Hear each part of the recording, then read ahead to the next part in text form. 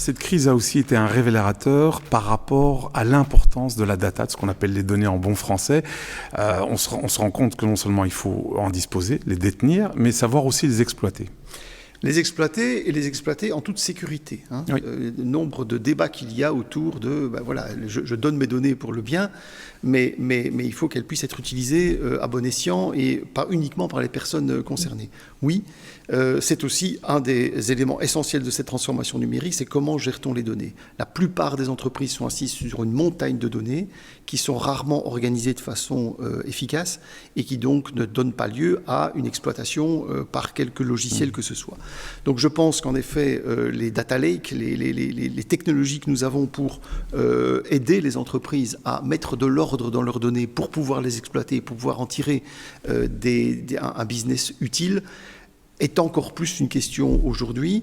Je suis très attentif à la question de la sécurité parce que je crois aussi que le télétravail, par exemple, donne de nouvelles armes à un certain nombre de personnes malveillantes pour arriver à hacker ou à perturber un process particulier.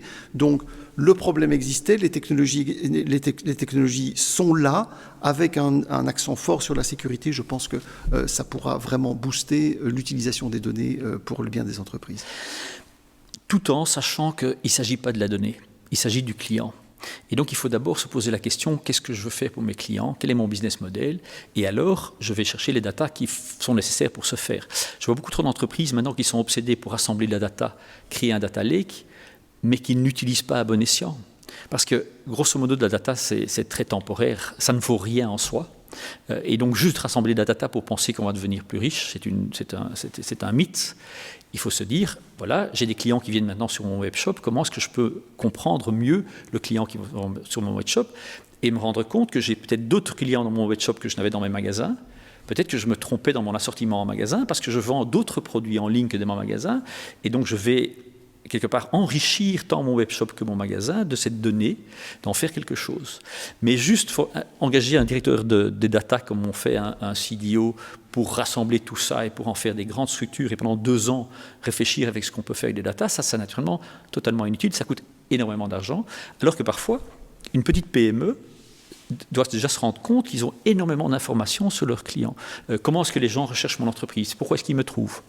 Quel type de clients est-ce qu'ils achètent? À quelle heure ils achètent? Si on se rend compte qu'en ligne, les clients achètent en général vers 6-7 heures le soir, mais que vous avez un magasin qui ferme à 6 heures, vous avez peut-être une question à vous poser. C'est ce genre de simples questions que la data peut résoudre, mais il faut d'abord se poser la question, qu'est-ce que je veux résoudre, plutôt que d'être obsédé par la data.